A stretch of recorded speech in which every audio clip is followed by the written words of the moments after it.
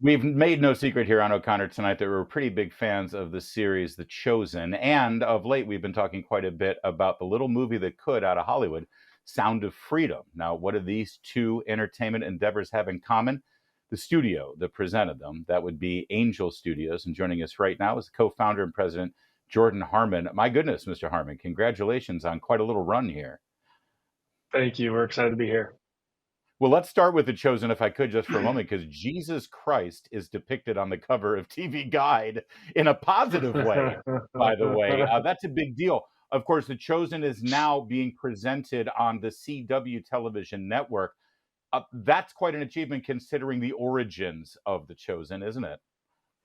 It is. It's really exciting because you have this now branching into so many different networks that maybe wouldn't otherwise watch the TV series, and so we're excited. When we licensed it to Amazon Prime and then to Netflix and all these different places, each one is going to build out a new network that's going to be really really meaningful, and so we're so grateful for the impact The Chosen's had as our flagship series and as our original content. We're very excited about it.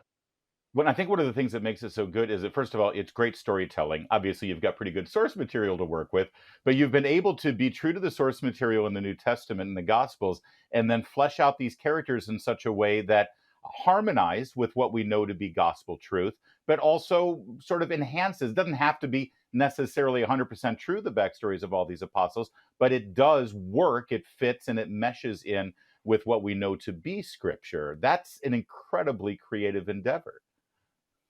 Yeah, it's Dallas and his team. When we started on this journey together, we knew he was going to do a good job, but they've done an exceptional job. Like there is no doubt that they have navigated this world so beautifully, and so it's very it's fun for me. Being with Angel Studios, every time I see The Chosen, I get more excited about what Dallas is doing and how Right. he's portraying this person that I've loved and worshipped for so many, my entire life. And so we could not be more grateful about his ability to both thread in the doctrine of the scriptures and the Bible, but also really thread in like the potential backstories and the motives and why people would have made the decisions they made. Well, and make it relevant to our sensibilities, our vernacular, what we see around the world every day, without doing cheap stuff, condescending sort of. We're going to put a modern twist on it. I love that. Here's the thing about The Chosen, though: Catholics love it, Protestants love it, Mormons love it. People who have never really been exposed to the Gospels love it. Are you worried that as you continue to tell this story, the way that it is presented in some way at some point might get on the wrong side of sometimes strong disagreements amongst those denominations? You know, I think one of the most beautiful parts about The Chosen that I think no one anticipated was the unifying effect it was going to have. And so I think more than almost anything throughout history, The Chosen has been this unifier among so many different religions and perspectives. And so we found that to be so beautiful and so exciting, and we think it'll continue to do so for a very long time. Well, and that's certainly what Jesus told us in the Gospels. He wanted us to be unified. Wouldn't it be amazing if your work through Angel Studios and Dallas Jenkins' work would actually contribute to that vision? Let's turn now to something else that you couldn't possibly have anticipated. $125 million in box office sales for this movie, Sound of Freedom. In fact, you just finished third to Barbie and Oppenheimer in front of Mission Impossible. Are you pinching yourself sometimes? Yeah, yeah. We had lofty expectations for this film. We actually, I think we weren't as surprised opening day and throughout the opening week as maybe some people were, but the life that this has taken on and the word of mouth that it's taken on, that has been remarkable. Like I did not have on my bingo card that we would ever beat Mission Impossible for even one day or even 1 hour, and let alone a whole weekend, considering they came out a week after us and it's a massive $290 million production budget film. And so for us, we definitely there's a little bit of pinching ourselves, but at the same time, the thing that's most exciting about that number of 10 plus million people having gone out and watched this film about Sound of Freedom is that it represents the the dialogue and the conversation that's happening around this subject matter and the awareness that's happening that will hopefully shed a light into some of the darkest places of the world. And it's going to allow people to start creating solutions and to be a part of the solution so that we can end this horrible atrocity forever. Yeah, in fact, I know you're in Washington, D.C. right now because there is a movement to actually take action, to not just let this be a movie that informs, but then actually inspires our lawmakers to do something about it. In fact, we don't even need lawmakers to do anything about it. We have agencies in D.C. already who are supposed to be doing something about it. What are you hoping that next step is for this? I think awareness is really one of the most important next steps because as we've talked to nonprofits and different organizations that try to combat this, a lot of them say we've got laws coming out of our ears.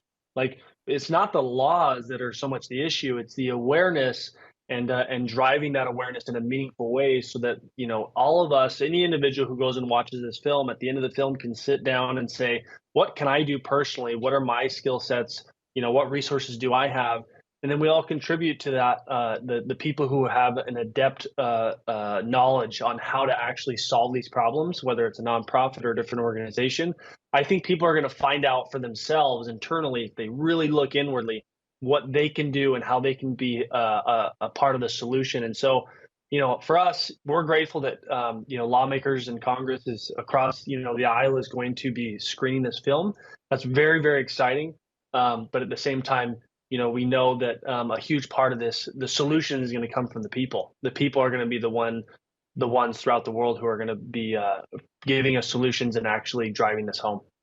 Mr. Harmon, I come from the world of entertainment. I used to work on Broadway in the theater business. I have a lot of friends in film and television. Since I've been in the business of broadcasting and talk radio and conservative commentary, I've been trying to tell people there are people in Hollywood who want to tell better stories, who want to tell different stories, who want to tell stories that really speak to such a wide audience that don't feel like they're getting the stories that they want out of Hollywood. Now that Angel Studios is seeing this palpable success, are you hearing from those artists? Are you hearing from those writers and directors? Yeah, they must be pitching you all the time.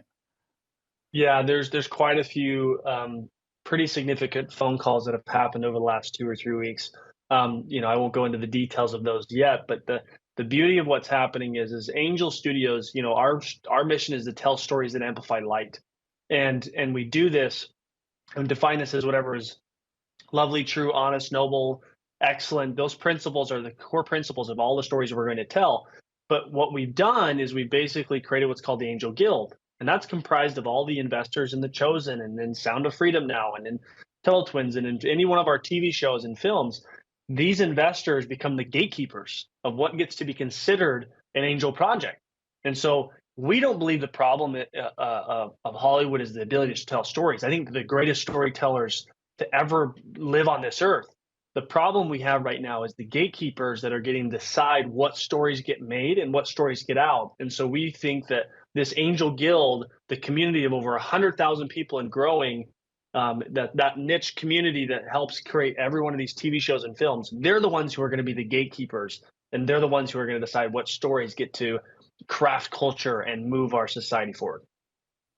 Well, I love to see a good success story come out of Hollywood, not just with great content, but then actually getting the financial rewards that go along with that, because then that money is applied to the next great project. So you're doing something right there, Mr. Harmon at Angel Studios. Thank you for joining us. Get your information if you want more on it at angel.com. There's more to come on O'Connor Tonight.